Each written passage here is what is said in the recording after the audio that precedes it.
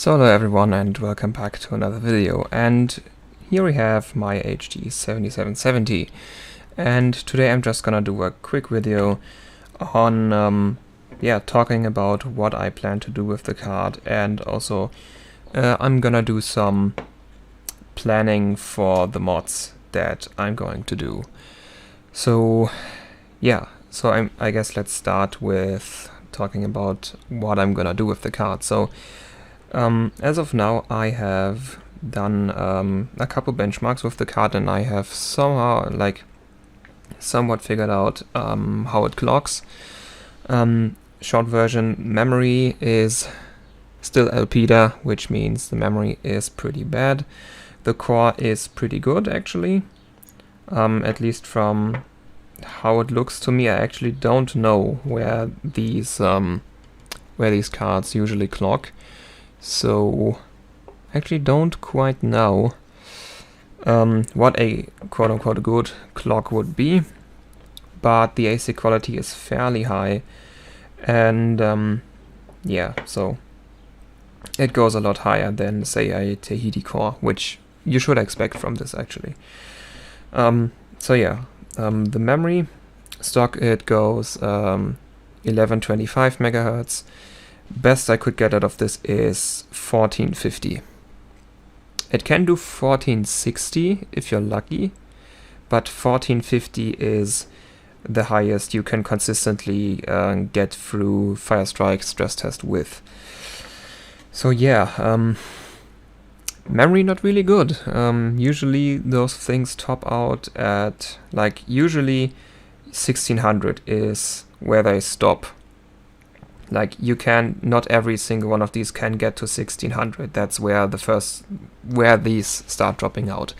And 1450 is not 1600. So, I hope that raising memory voltage or doing some cap mods or power bridge mods will help with memory overclocking on this. The core is, as I've said, I think it is somewhat decent. I actually don't know how these tend to clock. The core goes 1320. You can also try 1330, but you won't get it consistently passing the stress test. And same also goes for I go in 5 megahertz increments, so 1325 for core and 1455 for memory. Those will also crash. So that's pretty much how the card clocks right now.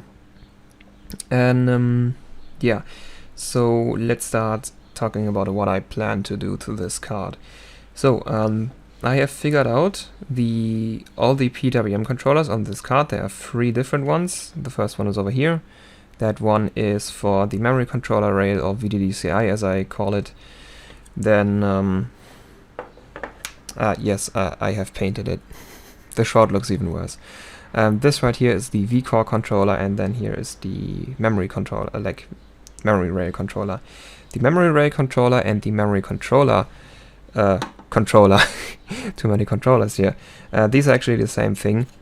These are both, don't know if you could see it somewhat. These are APW 7165Cs, both of them.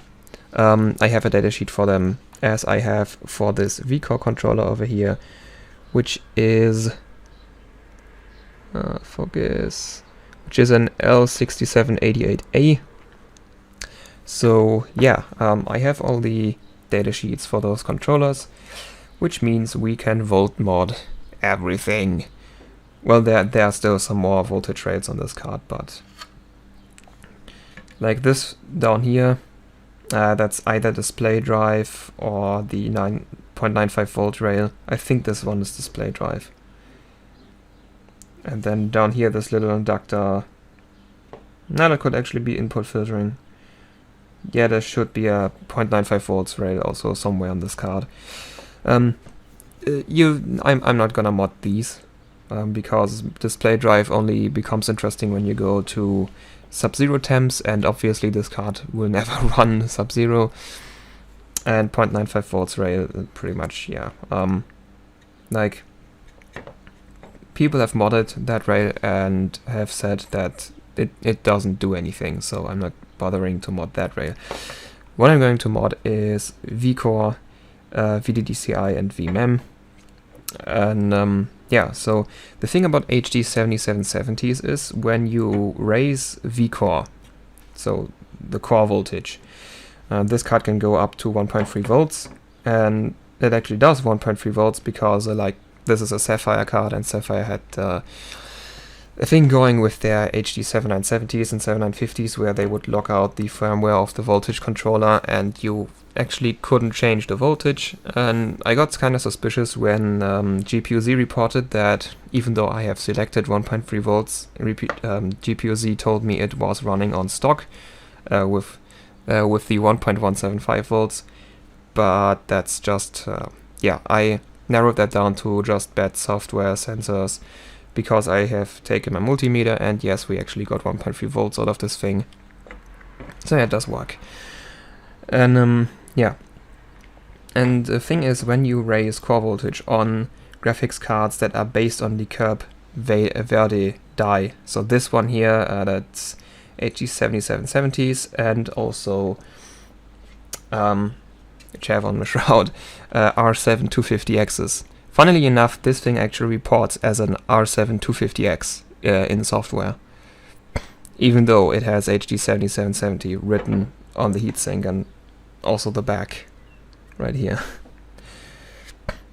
So yeah, and yeah, like the the 7770s are R7 250Xs. Those use the same die and pretty much like they are the same card. It's just that the R7 250X is a newer SKU, but it's still the exact same. Like it's the same thing, just like newer iterations of it. So yeah, and the thing is, when you raise core voltage on these Cape Verde dies, the memory controller inside of them, like the one that gets powered by this rail, it gets upset if you raise vcore too far, and it starts giving you instability for memory overclocking. And that's only happening on the Cape Verde die. There's also the Bonaire die for the HD 7790 and the R7 260X. Those do not have this problem. You can go with vcore as much as you want until the GPU itself dies. On these, if you raise vcore too far, the memory controller becomes upset and you lose memory stability. I haven't gotten to the point where this happens on this card yet, presumably because the memory doesn't clock that high anyway. So maybe once I cap mod or volt mod the memory rail, we will see the problem where we have to yeah, give it more memory controller volts for it to actually get memory stability, because that's how you how you solve that problem. So yeah, it's basically vcore and vcore and VDDCI can't be too far apart, because, well, you get instability. So if you raise vcore, you also have to raise the memory controller voltage for it to not give you instability for memory overclocking. The thing is just memory controllers are kind of fragile. So yeah, memory controllers tend to die very fast. You can kill them incredibly easy. Like, I mean, you can kill pretty much everything very easy by just using too much voltage, but memory controllers are pretty much the thing that will die very fast if you go too high with the voltage. So yeah, you gotta be careful with that one, so you don't accidentally kill your memory controller, because the thing is, the memory controller is part of the GPU, so if you kill the memory controller, the GPU itself is toast. And on a card like this that costs 20-25 euros, yeah, you can scrap the whole card. Like, yeah, it's not just like a PWM controller which you can desolder and replace rather easily. It's a very big component, and yeah, so don't break memory controllers. Like, don't break anything generally, but memory controllers, though, be extra careful with them. So yeah, I'm going to make volt mods for the 3 main rails on this card. And yeah, then also some more mods that I'm going to make, which are going to happen on the back, is I'm going to cap mod the card. Like you can see there, like there are a couple multi-layer ceramics behind the GPU, but it's not really like there's many of them. And like the memory chips, these have very few capacitors. So I would guess that cap modding, like pretty much any of the major rails on this card, will do, like it will give you a benefit. So I'm gonna try that.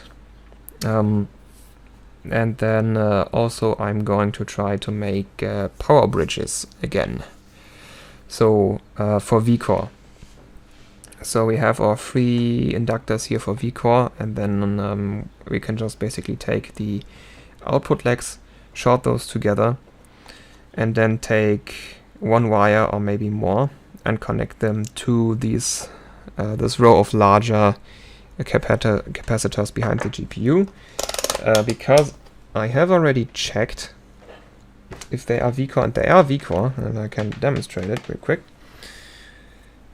The thing is, I don't remember which side was ground, so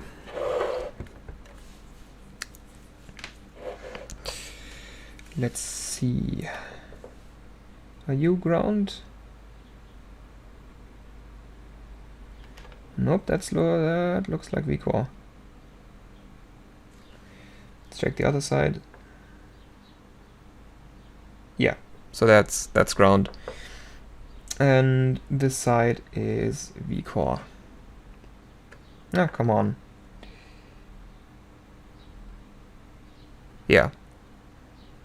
So the voltage measurement, it's kinda finicky sometimes. Yeah. So that's vCore. This as you can see, this GPU has a lot of resistance. Like if we measure memory rail, yeah, so it has almost 20 ohms of vCore resistance. If you remember if you remember the Fermi-based GPU that I measured a couple videos ago, that one only had 400 milliohms, whereas this has almost 20 ohms, and now it's bugging out a bit. Yeah. So the lower side of those caps, that's vCore. So we can connect our power bridge there. And I might also combine that one with a cap mod. So I can just put another row of multi-layer ceramics onto these 5 larger ones, and then maybe solder onto those, so I have more clearance and also get more capacitance. So yeah, and yeah, of course, to get the capacitors, I first have to go to DGKey and order them. So that's more of a future project, and generally, like this is still the 2-man project that I'm doing with my friend, because he also gets an HD 7770 with the same PCB and all. He only has a different cooler because his one's a Gigabyte, mine's a Sapphire. But the PCB is the same. And like we want to mod our cards together so we can both figure out how to do hard mods properly. Yeah, like doing it together instead of figuring stuff out alone and then maybe breaking something. So yeah, so this is more of a project that might take some time, but I mean I can still plan for it. So yeah, actually I might, if it takes too long, I might just buy another HD 7770, mod that one, and then keep this one unmodified. Yeah, sometimes I'm just a jerk, and I think I could be that jerk in this situation. Maybe I'm gonna get a second one, but currently I'm not doing it because I have another card Like this one will be, like all the other cards that I've hard modded don't really work. Like, okay, I attached VCore Sense to my GTX 480, which does work. But like doing power bridges, cap mods, volt mods, like I have done power bridges, but only on dead cards. So this one would have been the first working card that I was gonna hard mod in a serious way, but since this is more of a project that will take some time, I got myself another card that's not an AMD card to hard mod also, and that is a GTX 670 for the win from EVGA. I actually don't know what the PCB is. It looks like a reference PCB to me, but it could be also a different one. So yeah, random GTX 670, got it for only, yeah, about $10 more than this. So I got it really cheap because it had a not that great looking aftermarket heatsink on it, and apparently people didn't want to buy that thing, so I got it for 37 euros, and this one cost about 25, so no, just about $10 more. So yeah, so the 670 I will also hard mod, and with that one, like this one is a pretty small PCB and VCore is pretty close to the GPU. But on the 670 you have a bigger GPU and a bigger PCB, and the VCore VRM will be farther away, so maybe cap modding and power bridge modding will do more on the 670. So yeah, once that arrives, I guess I just go ahead and do stuff with that one when it arrives, whereas with this card I'm gonna wait for my friend. So yeah, then that's pretty much what I'm planning for this card. So quite a few things planned, and like I'm going to town on this card. Like that's the whole reason why I and my friend decided to do this. Like we have a cheap card that's easy to modify, and that's easy to overclock, and then if we break it, we can just get a new one. Like